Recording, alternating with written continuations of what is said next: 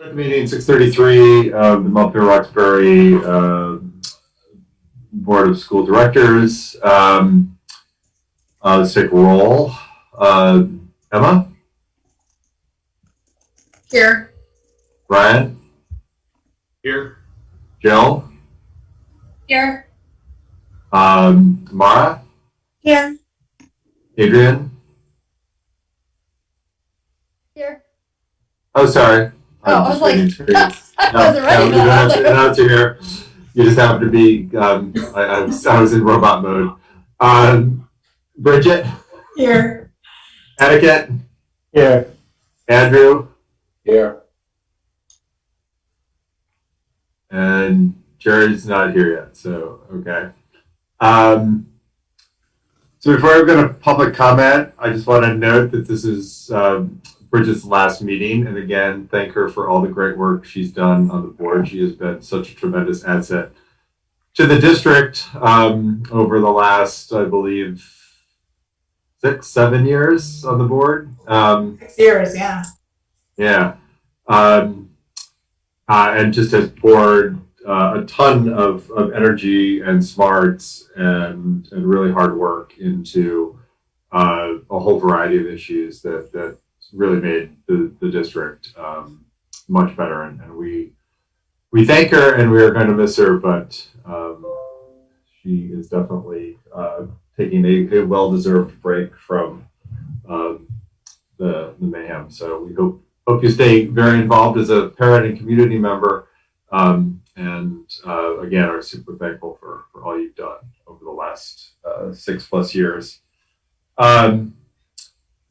And I believe that Libby has a little gift for the board that unfortunately we can't give you in person, but it will get to you. And again, just Already gotten to. Libby is so on top of it. It already came. Thank you guys very much. I'm sorry we can't have cake. No cake. Clarification, Anna is so on top of things. But thank you again for all you've done. So let's open it up to public comment, and I think tonight we're having a little election of our own. Although unlike other elections, all the candidates are wonderful, and the tough part will be choosing one. And we'll finish the vote count on the same night. Yes. Yes, exactly. So why don't we use this time, just in case folks either want to hop off and don't have to stay for the whole meeting. If you want to speak about your candidacy, I think we have at least 3 of the 4 candidates here. And then again, we will actually deliberate at the end. But if you just want to take some time during public comment, and I think this time I will break the rules and allow board members to have any questions if you do have, which usually don't do in public comment. But for the candidates, that will be we'll allow that. And obviously, Bridget, since this is open session, I don't think there's any issue with you being here. Yeah, but just to be clear, I'm not going to play any role. So exactly. I'm gonna. I'll turn. You'll put your community member participant hat on, and then obviously other members of the public can comment on whatever they want to as well. So let's start with anyone who is not running for the board and just has a general comment. And I also just want to state several people wrote notes of support to various candidates, and those have been circulated.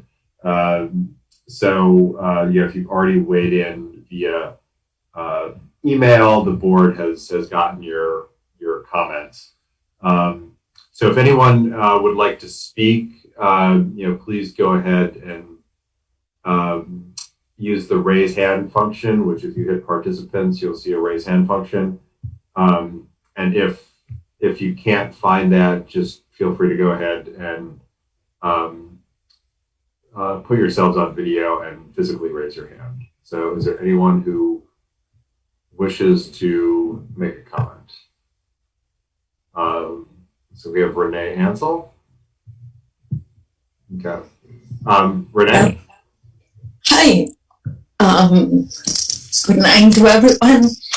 I wanted to make a public comment. One, thank you all for all the work that you do. And two, I just wanted to talk about the new measure for COVID that we're having on the schools, where kids are taking their breakfast home. And having work as a social worker, I know that kids with food insecurity, foster kids, kids that live in an abusive household, are probably not getting that meal for breakfast. And, this measure is, in my opinion, is just feeding more anxiety and fear into the kids and encouraging other kids to go to school. At this point, I don't think that we're providing any of the kids with any tools to learn how to deal with this fear, anxiety, inadequacy that is going on. And in a way, it feels to them that more is taken away from them. I think we're forgetting to tell kids to live their lives with passion, and we're just feeding them more fear that is all around us. For example, I know from my own son, he can't go long without having a meal. And fortunately, we don't suffer any of the food insecurity, but it's hard for him. I know from other kids that their first meal of the day is at school, either because they can't eat in the morning early because it makes them nauseous.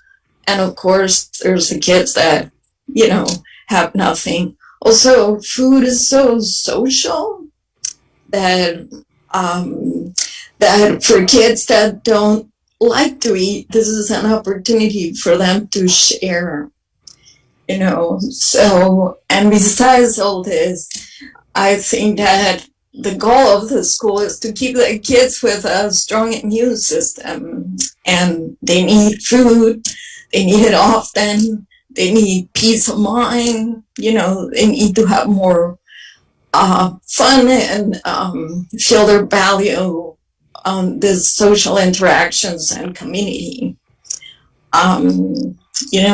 My wish is that we could find a way to provide for them, a more calm environment, taking into account everything that is going around. And, using more words that are not based in fear or scariness, but just also handing on some of that responsibility to them, which I think they're dealing really well with it. I want all the kids to go to bed with full belly if we could, but that's not the job of the school. But we can tell them how good they are, to tell them their value, make them feel good about their lives, make them, as much as possible, feel good of having friendships in our community, and I want to imagine that we can be more love and less fear. Anyway, that's my comment, and thank you for your time. Thank you, Renee. Yeah. Anyone else other than CNE? I'm assuming all the candidates on want to speak.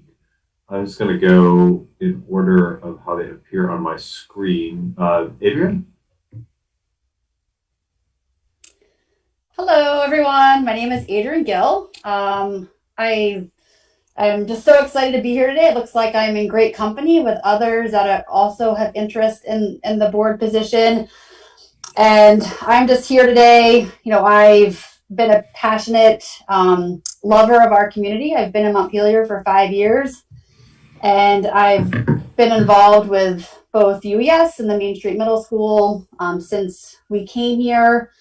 And, my passion lies within health and wellness. That is my foundational experience. I have a master's in public health, and I work with schools around the country and helping guide them in wellness policies and social emotional learning and health education and being physically active to, make our students and staff, healthier, especially during these unbelievably stressful times. And so, I know that the board here is amazing, and I don't know exactly what you're looking for to fill this spot, but I'm sure you will all make the most amazing decision, and whoever you choose is going to be the best person for that position. And I will continue to support the schools and continue to support the middle school where both of my daughters are at. And I'm just excited to kind of see the future and how you all grow, and hopefully I'll be a part of it. But I'm really glad to be a part of this community and appreciate everything that you all do every day to support our students, our staff, and our community. So thank you. Thanks, Adrian. Any questions for Adrian? Great, thanks. Mia. Thanks, Jim. And thanks, everyone. So my name is Mia Moore. I'm a Montpelier resident and mother to 3 children in our school system. And thank you very much for considering my candidacy to fill the seat that Bridget is vacating. She's definitely leaving some big shoes to fill. And I also want to express appreciation for the other folks who have stepped forward and volunteering to serve in this way as well. You all know how challenging and rewarding it can be. I wanted to share a little bit more about my experience, just to round out what I shared with all of you in my letter of interest. So I was the chief of staff at Democracy for America, which is a national political action committee, for 10 years. And my primary roles there were organizational budgeting and long-term planning, and ensuring our people were supported and accountable to their goals. About halfway through my tenure in this role, we learned some very hard truths about what it was like to be a person of color working at DFA. And at the time, this was pretty shocking to me because as a white person with the position of power in the organization, I wasn't experiencing working there in the same way. And it was also pretty terrible for me, for everyone in the organization, but I felt it very personally because I had the power to do something about it, and I hadn't up until then. So we got to work first by educating ourselves as a team of staff, and then by working on changes. And it was really hard, and we didn't get it right a lot of the time, but we stuck with it together. And I wanted to share that with you all because as a district and as a community, I see us all really coming together to do very similar work. And I understand what it means to slowly learn the painful realities of oppression, because I don't experience them myself in many ways, to mess up along the way and to begin to envision a more equitable and just system. And I've worked on teams trying to unravel white supremacy habits and culture from our own policies, our own practices, and our own behaviors. And I know that this work can't be a separate and unique effort, but that instead it needs to be woven and integrated into all the decisions that we make. And I hope that those experiences that I have had can be an asset to the work that the district and our school communities are currently undergoing. So thank you again for your consideration of my candidacy. Great, thank you, Mia. Questions from Mia? Excellent. And Chloe Wexler. Hello, hi. Here I am.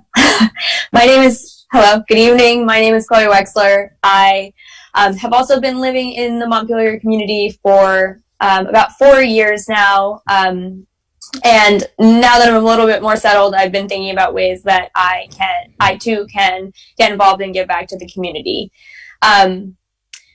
Due to my, especially right now with everything that's going on, I was thinking that the way that I could conceivably most efficiently and readily,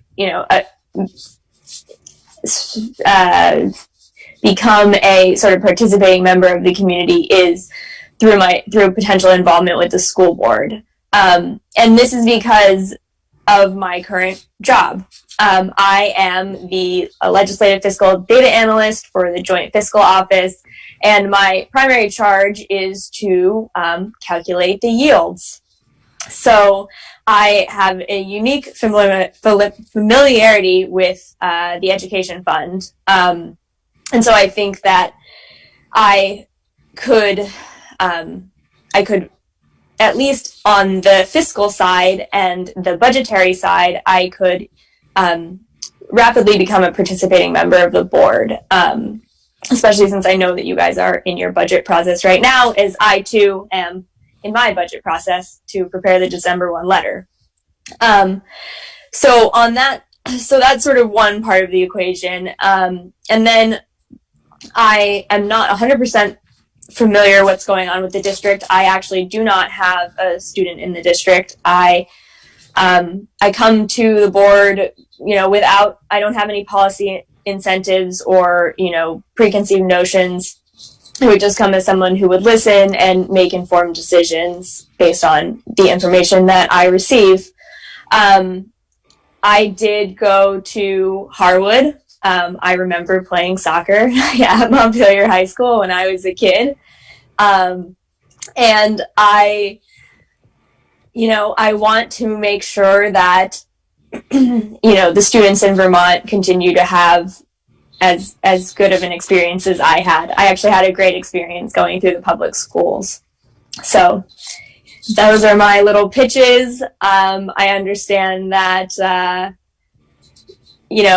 we'll see what happens, and maybe you'll see me around more frequently as I, maybe not through this particular position, but start to get more involved in the Montpelier schools. So thank you very much. Thank you, Chloe. And I also want to point out that Josh Kirtland also applied. He was not sure he was going to be able to make it tonight, given, I think, our obligation. But if he does pop in and it's convenient, we may allow him and give him time to speak as well later. Any questions for Chloe? Jim, just for all of the candidates, can we please clarify this position will be up for re-election in March, correct? Yes. As we'll have more than our usual number that are up for re-election in March, correct? Because Emma came in to Steve's seat, which he left after the election, if my memory serves correct. Is that right? Yeah. So what we'll have in March is this seat will actually expires in March. So how it works is the appointment is good till the next election. And then in the case of Emma's seat, I think it's 2 years. It'd be 2 years because Steve left shortly after he won a 3-year term. Emma could choose to run for those 2 years. She could choose to say, oh my God, what did I get into? I'm not going to do this anymore. Or she could choose to run for the open 3-year term. Bridget's term expires in March. So who's ever appointed to this could either, if they were interested in continuing, could either run for another 3-year term, could run for the 2-year term, the rest of Steve's, or I'm not sure if we have another seat up or not in Montpelier. Do we? My seat should also be up. Yeah. Oh, that's right, because you were appointed. Yeah, as well. 1 year. Yeah. And so Mara, I think, would be, so we'll have like a 1-year term. So I think we'll have a 1 year, a 2 year, and a 3-year term. Two 3 years and 1 2 year. Okay. I just want to clarify this because we have so many extraordinary candidates and we can only choose one candidate. but there is going to be an election with a more than usual number of seats on the board coming up in March, and also to let the public know. Yeah. Ryan, exactly. Up as well. Is your seat up on March? Yes, my term will be ending in March. So there will be an election in Roxbury as well this cycle. Yeah. I see Libby gritting her teeth.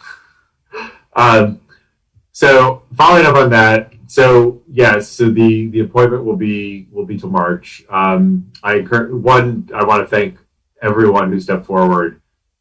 This is a super impressive slate of applicants. It's going to be a really tough choice. I wish we could appoint you all, but please do keep your eye on March if we don't choose you, because that is a great opportunity to either run again, obviously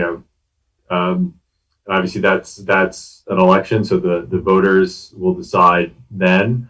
And obviously next March, and we do have vacancies that pop up just due to people stepping down midterm. So I want to thank all of you. It's just really wonderful to see so many talented people step up, and you will all be on our list for future vacancies and or elections, because we'd love to get all of you on the board at some time. All right, that concludes public comment. Let's move to the consent agenda. Do I have a motion to approve the consent agenda? So moved. I had a question. Oh, I don't think we saw the policy monitoring report, or I didn't see the policy monitoring report for the AO3. So board member expectations, right, Emma? Yeah. Yeah. Is that in the are we voting on that right now or no? Yeah, that is later. That's policy monitoring at the end. Okay, sorry about that. And I have it here. I can send it along to you, Emma. We're just voting on minutes from recent committee meetings, the last school board meeting, warrants for payroll and accounts payable through November 13th, and then the superintendent's report. Now, and I think it was the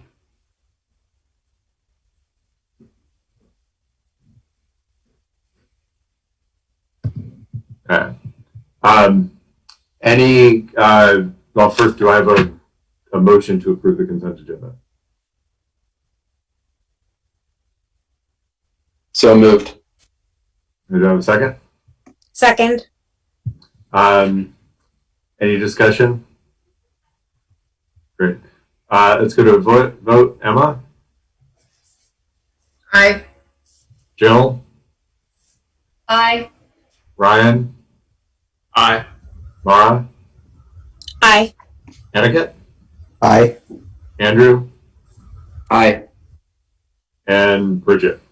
Aye. Consent agenda is approved.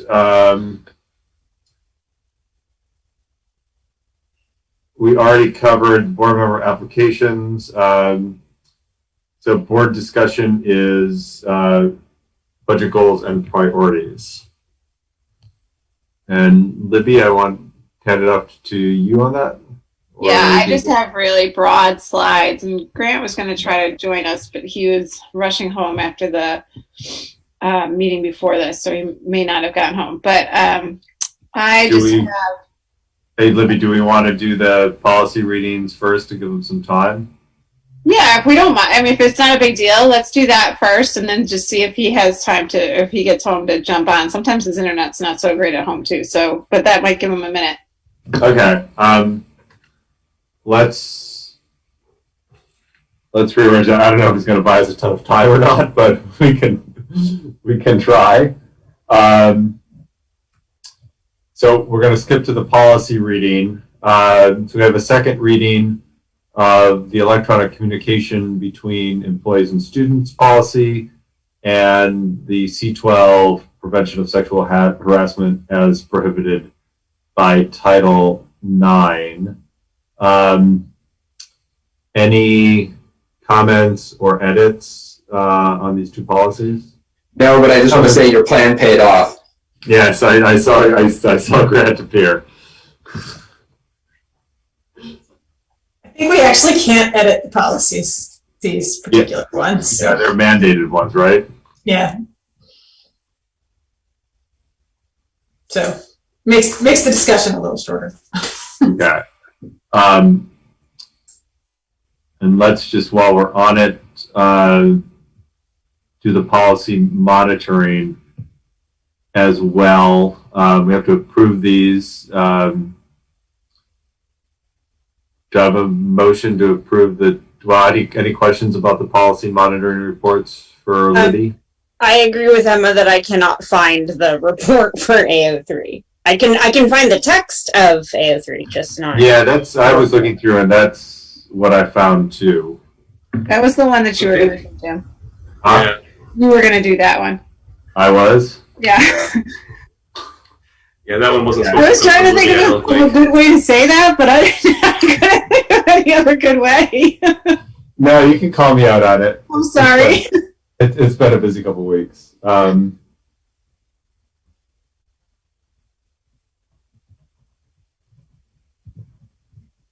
let's kick that one to next time. Yeah, we could just move it to the next time. Okay. Jim, would you Transportation. like any input from board members on I would love input from how board people? members. I don't know. Yes. I don't actually have any, but I just thought I'd throw out that idea since we're all here looking at the policy. I mean, I will say I think that the board's done a great job of board members of taking on the work of the board, which is part of this policy. I think that that's been very well met in the past year. Any other questions or comments? And I'll actually do this next time. I would echo Bridget just in the sense of the board has done an exceptional job through some very challenging times where it would have been very easy to come out of their lane. So Okay. I will write up something and circulate it next on the 17th. So I apologize for that. And then any questions about the FO3 transportation?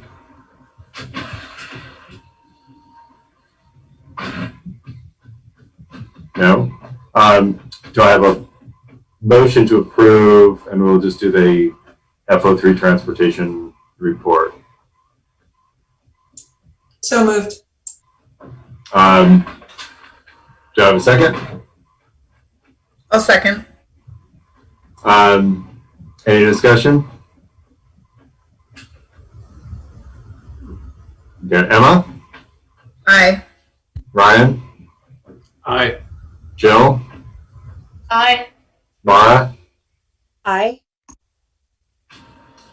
Aniket? Aye. Andrew? Aye. Bridget? Aye. Great, approved. And now, now that we have both Living and Grant here, let's go to the budget goals and priorities.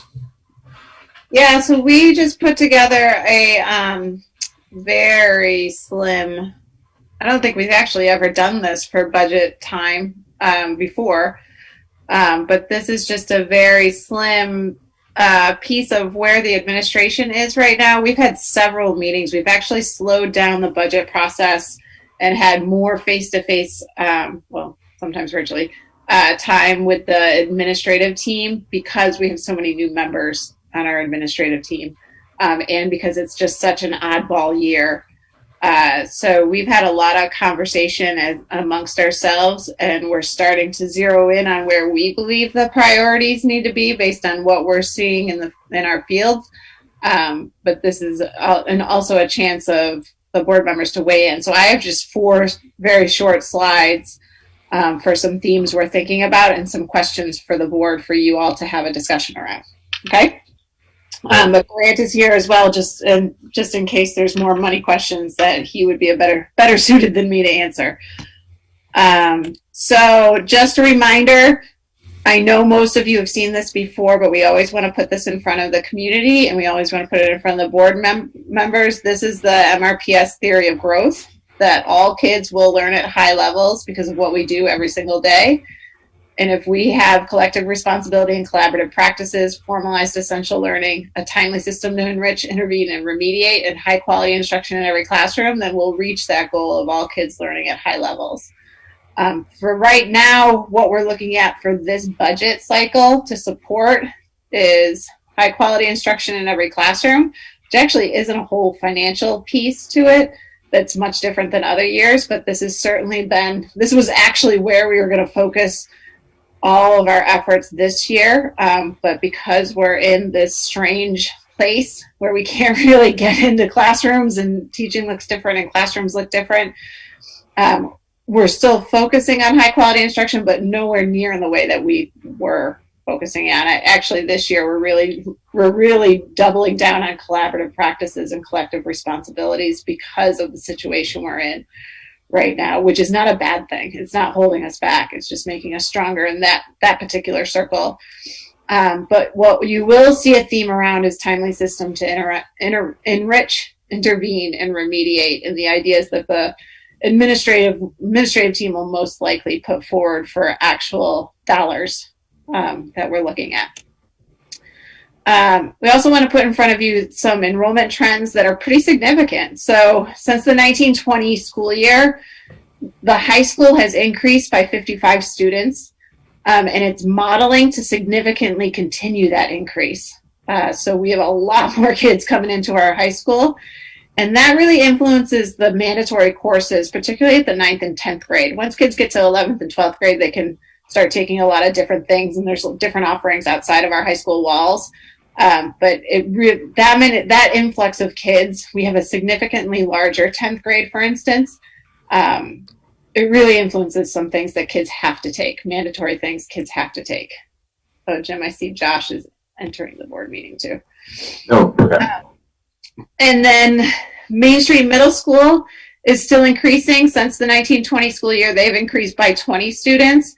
That will continue to increase, except not as significantly as the high school. Right now, we are top heavy at 7-8. So our 7-8 classes are very big. At Main Street Middle School, our 6th grade is just a slight bit smaller, but not much. So we have a few more years at Main Street busting at the seams for enrollment that the board has talked about before. UAS is remaining constant, but it is going to start to decline starting next year. That's what the modeling is predicting. But again, the modeling at UES is a little bit tricky because kindergarten is not mandatory. And so there were some people who chose not to engage in kindergarten this year because they didn't have to. So those numbers may not be a current reality of the actual 5-year-olds in our community, but we don't know that. There's no real way to know that. It's also based on like birth rates.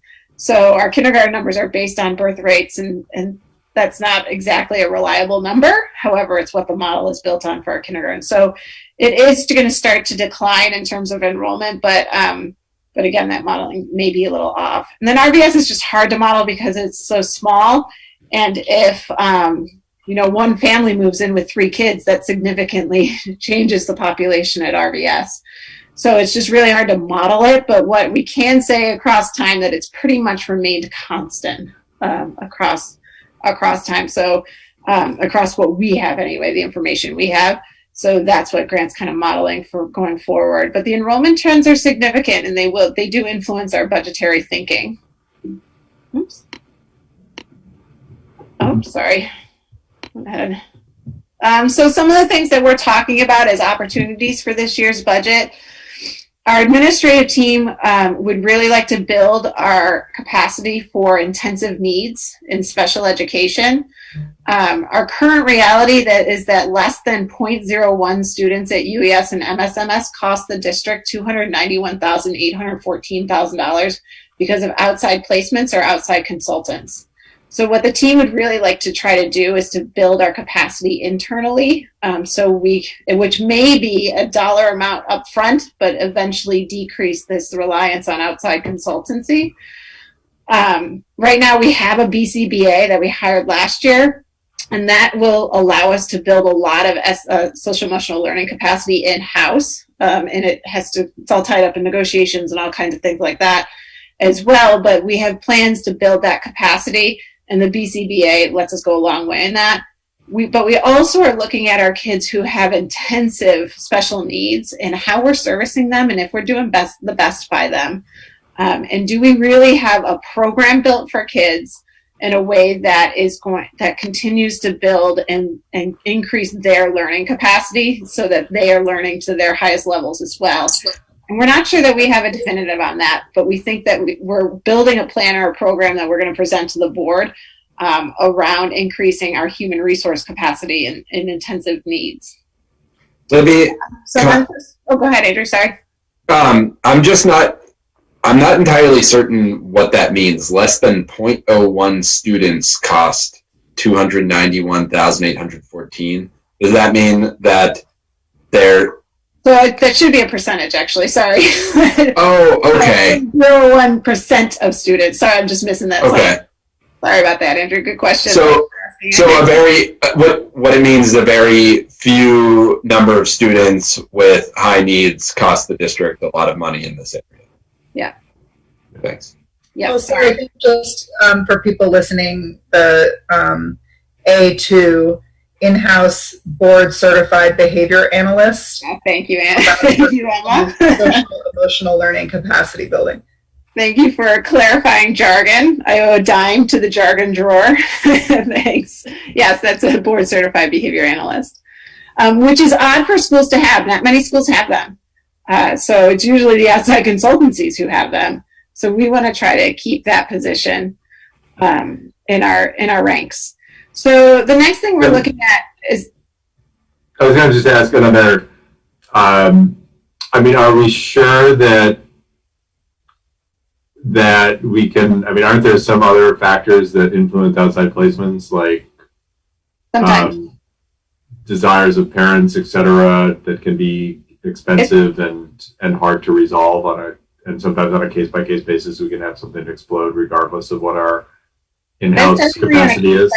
Yeah, absolutely on a case-by-case basis. It's not the case right now. So outside consultancy and placements is an IEP team decision, which of course is a school team and a parent team working collaboratively. Yeah. And yes, there are cases and have been cases where the IEP team disagrees on what those services would be. And that's been a little costly to the district. Currently, this number does not reflect that necessarily. All right. So unforeseen retirements allows for potential new programming, particularly at Main Street Middle School and the high school. So we did have some retirements that the board offered the early retirement incentive this year because of the situation we're in. We didn't expect for those retirements, but they've allowed us to have a year of thinking about what we could do for other programming that has, traditional programming that's happened in the past, and how do we reimagine it for going forward in the future. One example of that is Crafter's Edge at the middle school, and how could we use the capacity that we have there to build potentially a program that can build across the 4 years at the middle school, so that the 8th graders do have a grand experience, much like Crafter's Edge. But that might be more reflective of the district's values around sustainability and that kind of thing. So we're kind of looking at that right now, and Katie's going to start a conversation with the community after the winter break around this piece as well. But there's some potential new programming that may or may not influence the budget, but it's definitely things we're talking about right now. And then more kids at the middle school and the high school. that just increases the need for humans for required coursework, but it also equals different opportunities for kids.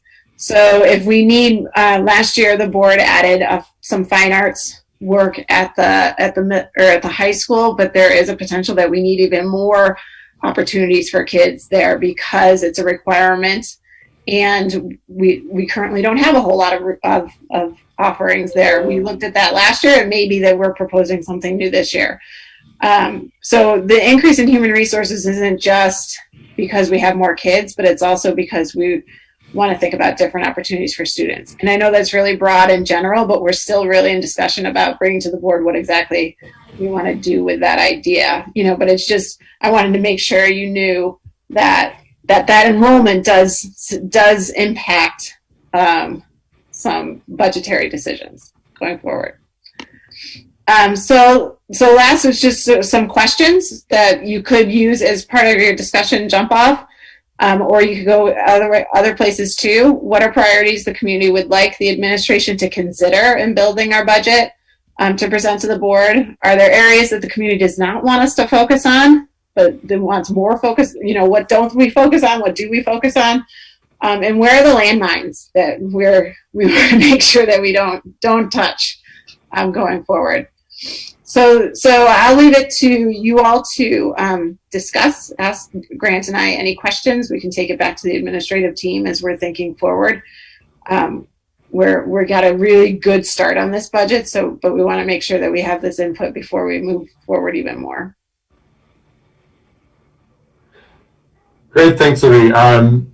I guess two things: questions for Libby, and then also comments on her questions, and we can obviously keep giving that feedback as the next few meetings move forward and we hear more from the community. But Jill?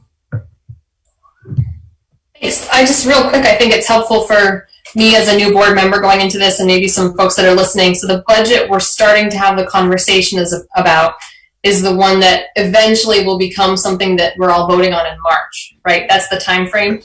Because it's so hard to look past COVID right now, but I just thought that would be important to confirm that understanding. So okay. Yes. And it's for the fiscal year 22 budget. So we're talking about July 1, 2021 to June 30th, 2022. Yeah. Yeah, and just for what we usually kind of do from a time frame perspective is we'll get the first budget presentation the first meeting in December. All the administrators will be there, yep. Yeah, and then we'll give input, and based on that input, and then based on some other things that happen, and it's kind of this rolling process where, Grant is making guesstimates about what the CLA is going to be, what the yield's going to be, what our equalized pupil numbers are going to be. And, we'll kind of get that information in real time as we try to, also, bring in any, input or, other factors from the board or through the board, the community. And then there'll be a second presentation, usually a presentation to the community sometime in January that we try to do as an open meeting. We'll obviously probably do that through Zoom this year. And then we have to vote on it and finalize it by when? January 19th or something. And then then we hand it off, and both the city of Montpelier and the town of Roxbury approve it in March. So and then obviously adjustments are made to the taxes depending on what the legislature ultimately does. So we even when it's approved, we don't have final numbers for what the tax impacts are going to be, but we have a pretty good idea, as well as other impacts.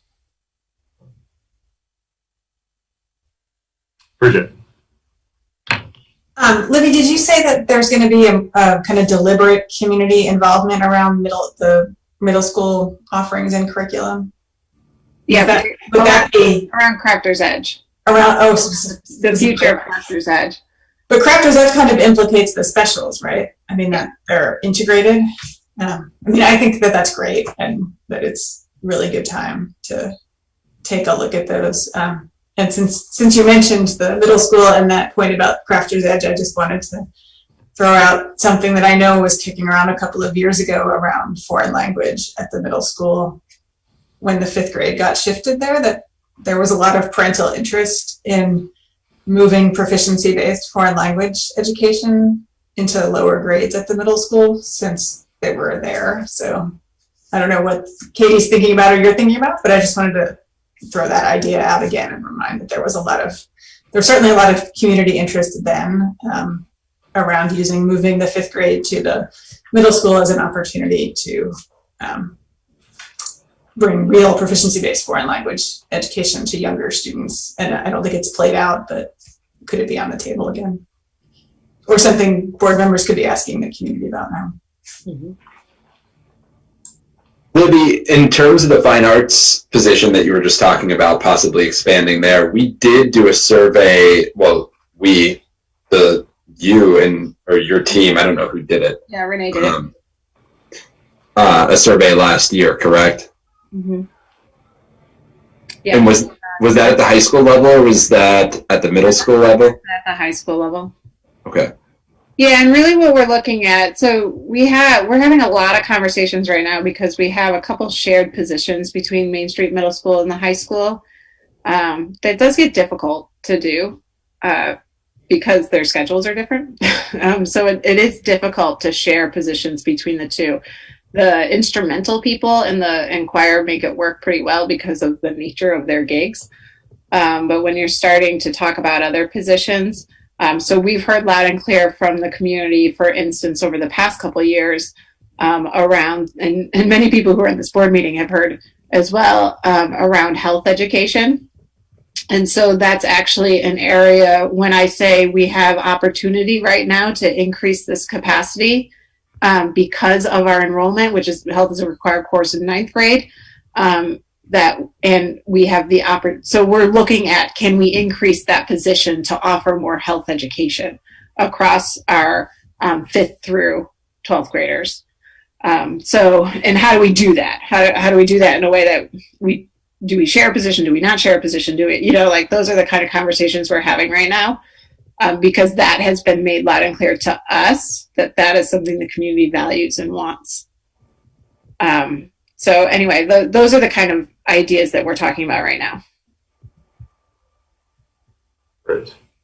Can I just add real quick, again, for those who aren't familiar, I never knew what Crafter's Edge meant or who they were or what that was, because it's like an inside baseball kind of term, but my understanding is that it's sort of like an 8th grade capstone where they put on performances, they hold bake sales. It's like a way to sort of learn responsibility and organization, and also do some fun things like host dances for the younger grades maybe, but someone else feel free to fill that out. But again, I think it's another thing that not all of us knew what Crafter's Edge meant, except for that they make pies and have really fun events. And really cool wood furniture that when I was cleaning out the classrooms this year to get a classroom into our tech room, I got to take some home. So Bridget, I got Ben's stuff back to Bridget. Wasn't that clear? That was great. There's also, Jill, the business sort of aspect to it, that there's money being raised. So there's an ability to kind of calculate expenses versus income and how you're going to use it and spend it in different ways. And we're trying to figure out how to keep things like, this is what the community conversation is. And we're nowhere near but we're trying to think about how do we keep some valuable pieces like what Bridget just said, like financial education, which is, I personally think it's so important and we don't do it enough. And perhaps turn the focus to community service in a different way. So, and giving back to the community in a way. So we're kind of playing with that idea a little bit. And we have some really good interest from some of our top-notch middle school teachers around this. So it's exciting, but Katie's going to plan that conversation with the community starting after the December break. I would just add that Crafter's Edge is like a really beloved legacy in this town. There's big framed photographs in the hallway at the middle school of all the various classes that participated in Crafters Edge dating way back even to my era. But I would definitely echo, that was the point that I was going to bring up, was the health education. I know in particular at the middle school, when kids are first being introduced to sex ed, there's been a lot of community organization around the quality of that education at the middle school and wanting something different. And I know that that Viper has been working on it. AKA Mike Berry, for those of you who don't know. Another inside term. I know that he's been working really hard on potentially adopting a new curriculum for the middle school, but there was also a lot of discussion about potentially, shifting around the duties around that particular teaching assignment. So I'd be interested in hearing more about that. My main concern is something that Grant brought up at a previous meeting around, because potential projections are showing Union Elementary School class sizes dropping slightly, that there was some talk about potentially cutting staff, faculty positions at UES, and that concerns me. Yeah, it's a little tricky for next year, because right now our enrollment numbers at kindergarten and first grade may not be accurate for next year. For our enrollment number for next year's kindergartners and next year's first grade may not be accurate because of the pandemic, that we just don't know. But right now, those classrooms are about 12 kids in a classroom if the numbers hold, which is not healthy for kids. You want about 17 to 18 in a classroom for real. So we're not looking at that right now unless we have to, unless the board tells us to. But right now, if the numbers hold, they are very low at Union. And what exactly? Can I follow up and ask?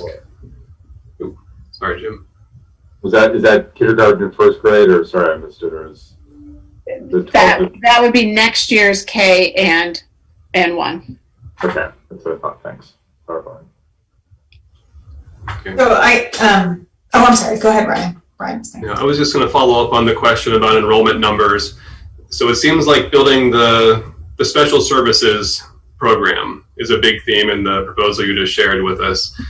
How does our facility space look for being able to accommodate that type of a program?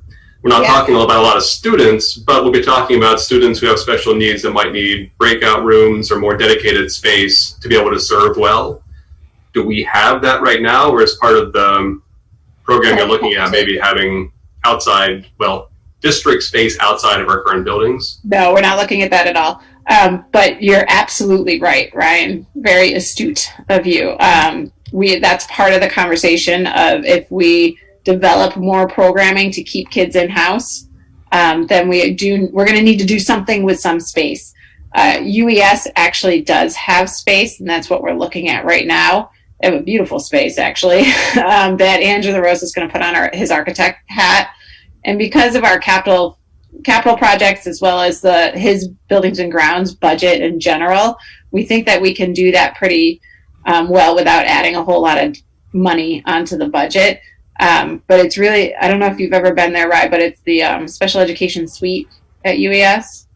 They have like a full office suite that no other building has. And so we're looking at how could we keep some of the offices and make it more of a student-friendly space. And obviously it's all going to depend on students and individual cases, but it's just, as we grow it, how does it kind of fit into what we have to work with? Well, what you're saying is exactly right. Like, we need small spaces for individual kids who have a lot of sensory needs, so do we have those small breakout rooms with carpets on the wall so kids can touch the carpet? Like that, those kind of things are the things that we're talking about right now. And how do we build it so it's much more student friendly for our kids who really need that type of environment in order to be successful. Grant, I saw you turned on your camera, so I know you have something to say. No, I just finished.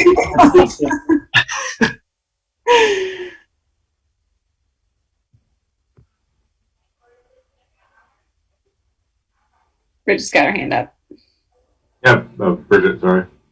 I just wanted to follow up on Emma's point because it's about the sort of community landmines around class sizes and changes in staffing that, and I know Ryan's like, he's so great at communication that I don't think it's an issue, but in the past that has caused staffing changes and class size changes to be even more of a community concern and a community reaction because there wasn't clear communication about what was happening. So, it's like a grade went from, 5 second grades to 4 third grades, but no one ever said to people that was happening. And, people just are sort of piecing together, wait a minute, like there's only 4 classes and, feel like they haven't been told. So again, Ryan's been such a great communicator through all of his time in this grade. So I know that he would know that, but I think that really helps if that change is going to happen, that people just find out straight up, this is what the plan is, this is how large you expect the classes to be, this is why we're going from 4 to 3 or 5 to 4. Yeah, no, I would. Right now, unless we have to, we're not planning on that right now, unless we have to do other things. But there is a reality that we'll need guidance from the board around that our high school population and our middle school population is significantly large, and our high school population is significantly growing. And so there is the reality that that it's either a give and take or it's just a give on there, which gets expensive when you're talking about teachers, right? So if you're adding one teacher, that's approximately $75,000 to $80,000 when you're talking about benefits. So it's not a small chunk of change. So it's just something that in the next year, or probably 2 or 3 years, that we're going to have to grapple with a little bit. If the modeling holds true. Yeah, and I would just echo what Bridget says. Past attempts at resizing classes have been sticky, and I think a lot of the stickiness has been that some of the communication around it was not as direct and clear and out front as it could have been. So to the extent that any of that will occur, it would be good. And I think you and Ryan both do an excellent job of this, of just, be very plain about the rationale and what's happening. Emma? Another issue that's both community landmine and I think a priority to potentially look into, I've heard a lot about the expense of field trips and the way that we fundraise around field trips, and field trips that have a long-standing history that we pretty much know are going to be happening every year, but that we're still asking individual families to raise money for. So I know I've heard a lot of buzz around potentially building some of those field trips into the curriculum budget. I think that would be something interesting to look into. Yeah, Grant, we did. Do you remember the number that you put, or Bridget, do you remember when we were talking about that the beginning of last year? I do remember the beginning of last year. Was it like 200? It wasn't a ton. It wasn't like huge. I think 200 might be too high, but I think we did have a number. Yeah, I don't remember what it was off the top of my head, but we did make a conscious effort last year to make sure that the principals were budgeting what they needed for field trips. The only outliers are those ones that are, like a trip to Canada or a trip to Ireland. I mean, those kinds of trips, that would really be hard to put into the budget. And you'd also end up with some equity concerns if you don't fully fund that for all kids who are interested. But as far as local field trips for instruction, we have tried to make sure that we've budgeted for the full cost of that so that people aren't having to fundraise and families aren't having to come up with it on their own. One of the field trips I'm thinking about is the 5th grade field trip to Boston. I know that's a very expensive field trip, but it's also like, one of those big capstone moments of middle school that everybody's looking forward to, and they've been doing the trip since the beginning of time. And I do consider it an equity issue. It would be the reason why I would want to build it into the budget, so that pressure is taken off of families. Yeah, and that's one of our new administrators. So I have a meeting with with her, I think on Friday, to go over her budget to make sure that she's fully understanding how we work, what the process is. And I will bring it up to her to make sure that if that is a field trip that is important from the curriculum standpoint that she wants to support, that we make sure that we have enough money in the budget to do that.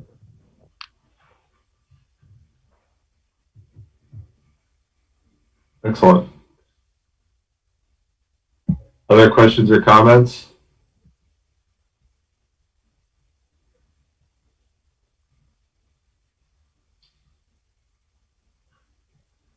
One thing. Oh, go ahead, Andrew. I was just about to say, in the past, we've kind of come up with a general public outreach plan. Yeah, I was going to talk about that and our lack thereof this year. It's also a different environment, but. Yeah, I mean, is that something we want to do? Because in the past, what we've done is we've kind of split up various groups, and there are a few years even like hosted events in the basement of the library and kind of got people together and just brainstormed over priorities, and then reached out to just various interest groups in the city, and in Roxbury as well. Is that something you want to kind of formally do and try to split up, or just given the COVID times, and also like honestly this is probably not the year for huge new initiatives. Is that something we want to do formally, or do we just want to kind of each individually feel out networks we have?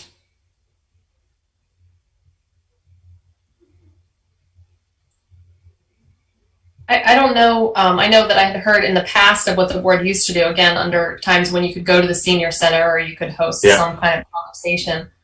I mean, I'm happy to do whatever is useful. I think having the board meetings over Zoom like this has definitely opened the door for folks to participate. So maybe that we formally sort of invite the community and we block an hour of certain board meetings and host that conversation as part of that meeting, or we could divvy it up somehow. I'm not sure what that looks like, but I'm happy to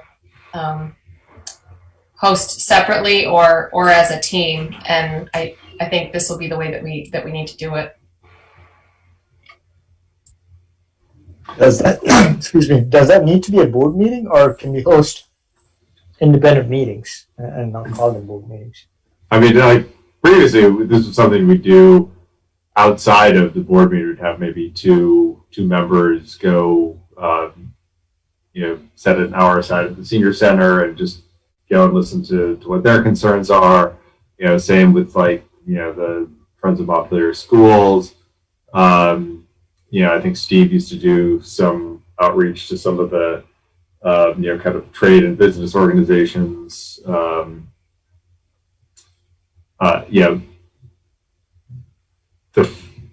Our budget doesn't affect. Yeah. I do think it's. I have no problem with us reaching out to business organizations, but I always thought it was kind of funny because our budget doesn't affect their tax rates, and they don't. Maybe talking to them about ways that they could work with students, but I feel like we have professionals who already focus on that. I'm thinking like Matt McLean and that whole crew. So I always thought that was kind of a little bit of a funny thing. Yeah, I'm totally fine. Not necessarily doing that, or at least not business groups. But I think it might be good. The parents groups, the senior center.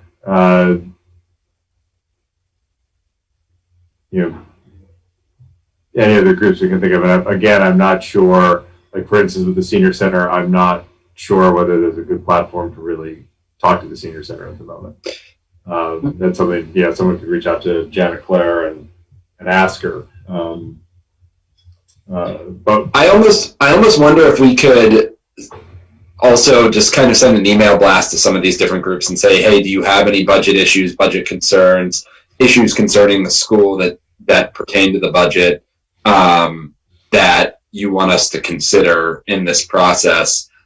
And another thought is if we had something on the district site to channel focused feedback with a couple of questions saying, hey, you know, what would you like to see us invest in as we move forward as a school district? That's not the most eloquent way of putting it, but I think you get what I'm getting at. If I can, I would say that one of my worries is that we're late to Yes. that we're going to present a budget to you on December 3rd or whatever that date is, which is a month away. So I just want to put that out there and I'm not saying that as a blame game or anything like that, because this is just a different year and we've had some other things on our plate as a board, but it is a little bit late for kind of some processes to happen. Yeah. Libby, I liked the town hall style that you did, that I helped with right before school opened. You know, something like that, like a Zoom town hall, and we could even facilitate some breakout rooms based on topics or something like that. That could be a quick, efficient way, and we could talk to Jana and other stakeholders to try to get people to participate just in one big town hall together.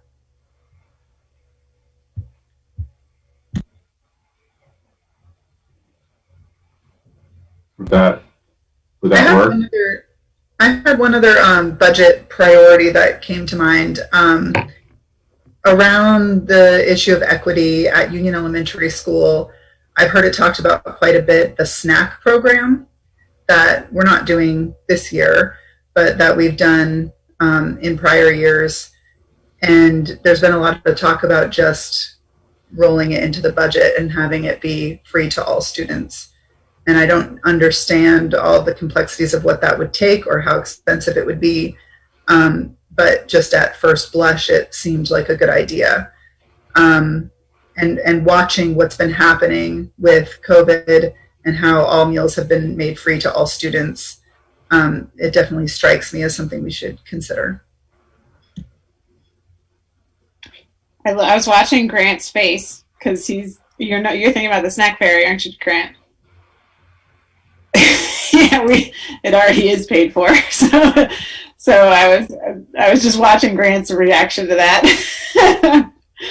So it's already in the budget. Yeah. Well, it kind of is, kind of isn't. I have to talk to Jim Birmingham about it because that was one of the positions in food service that was kind of covered by the general fund instead of food service. But I think that got restructured, and with this being now the COVID world, I'm not sure how that's going to play out. But I'll have to talk to him because it also involves things like, federal reimbursements, state reimbursements. So you're just talking about the snack program. Yeah, I'm actually talking about, so I understand what you're saying, that the position now is paid for in the budget, the physical person who organizes the program. I was more talking about food and making that available and free to everyone who wants it or needs it. And snack, I need to talk to Jim though, because I don't even know now whether, snack is even a term. Like, is snack really what we're calling breakfast now? So let me talk to him about it and see, kind of what we have done in the past, what the definitions are, and what he has to say about it, and hopefully we can bring some kind of proposal forward.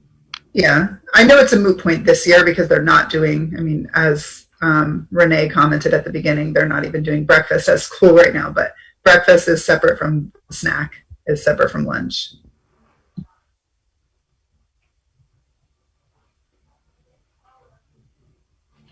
Yeah, so in terms of to-dos, Olivia, assuming you're willing to do the town hall, should we just send out why don't you give us a date, just send out to the board, and then we can decide here who can do some outreach. I'm willing to reach out to Jana and see, if she can connect up with folks at the senior center. The admin team usually goes and has lunch at the senior center a couple times a year. We're not going to be able to do that this year, and all of us were saying the other day how much we're going to miss that. Yes. They ask the best questions about our budget. Grant really likes going. I don't know if it's appropriate, but I do have a professional Zoom account that I pay for that I'm happy to host parents. I'm happy to host teachers. Like if there's groups that you just need a board member to be a sounding board, I'm happy to do something like that if it's in the evening. I think if we lived in a town hall, we could invite a bunch of groups and see how many people come. Or if you want to do Joe, if you want to just do a separate reach out and then bring ideas to the board meeting, that would work as well. The groups I'd love to go, I can reach out to the senior center if we could get someone to reach out to the 3 school groups, UES, MSMS, and the high school. And then, if we set a sound hall, we can just make sure it gets posted on the, various social media sites where we'll get probably a lot of parents and community members. But I think if we do outreach to those 4 groups, and if anybody has any other group they can think of, that would be great too. But does anybody want to do the school groups? I can do Jana, but that's, I think. I'm also happy. I like Andrew's idea of doing some kind of either it's a comment form on the webpage or a really simple SurveyMonkey kind of survey or something out that we could put out on the webpage or put out to parents. That's another way that folks could kind of quickly weigh in. I'm happy to help Anna or whomever draft that. If that's great. I can reach out to MSMS and UES parent groups. Okay, awesome. Does anybody want to do the high school?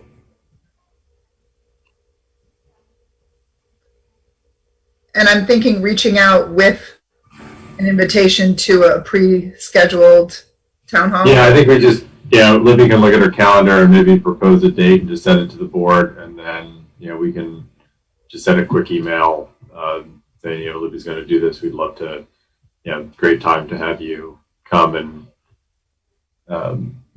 talk about your budget priorities. And the board will be there in listen mode. Or at least some members will. Okay,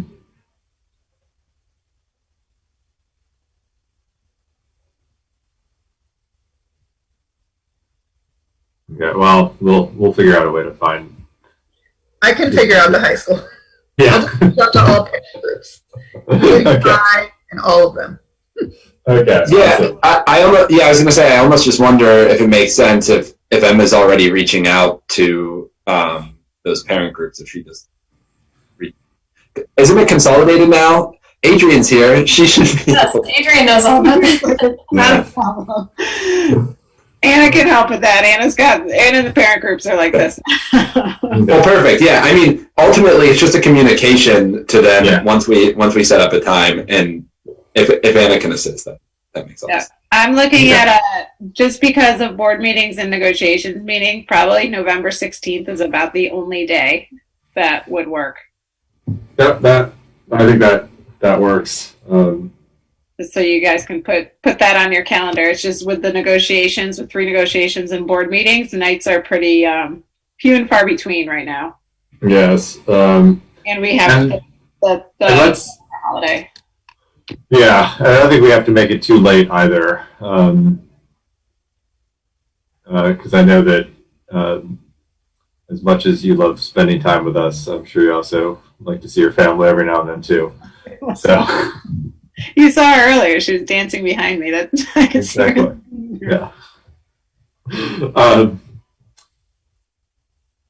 Yeah. So kind of make it at a time that's convenient. So. All right. Anything else? Any other questions for Grant or Libby on the budget? Thank you both. Yeah. No. Thank you.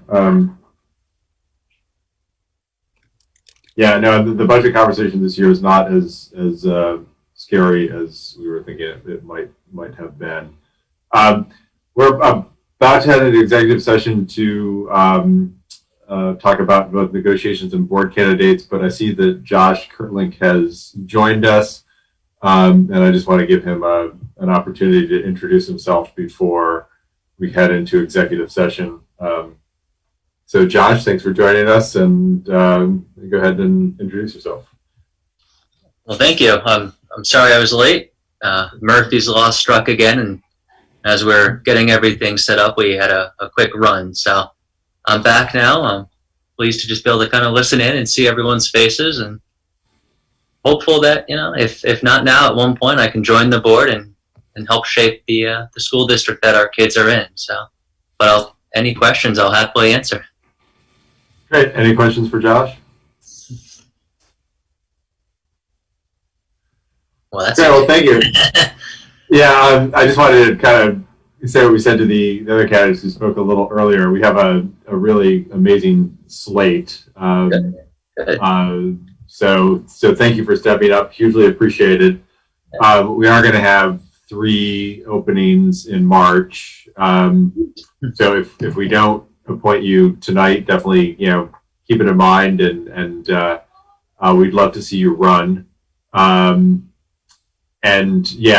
Obviously we are. This is unusual to have 4 candidates for a vacancy. That's good for you. Yeah, no, it's great.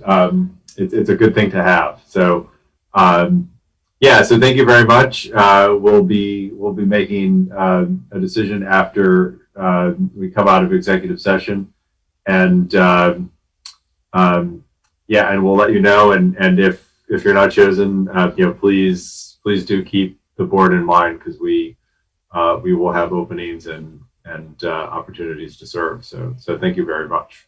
Thank you.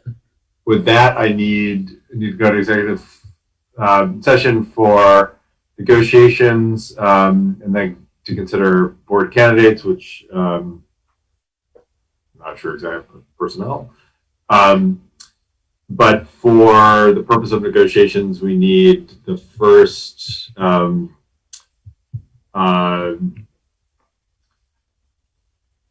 Bridget, are you going to join us in ES for the negotiations part, or no? This is going to give you the opportunity to one last time. I'm happy to do that, yes. You just want me to make the motion, right? Yeah, Bridget, after you make this motion, no one will ever know how to make this motion again. Yeah, I was going to say. All right. I move that the board find that discussing contract negotiations in open session with the board at a substantial disadvantage. Somebody write that down. I second that. Ryan. Aye. Jill. Aye. Mara. Aye. Aniket. Aye. Andrew. Aye. Emma. Aye. And Bridget. Aye. And then now I need to hit. Tim, I'm also here now. This is Oh, Jerry. sorry. Hey, Jerry. Sorry about that. Aye.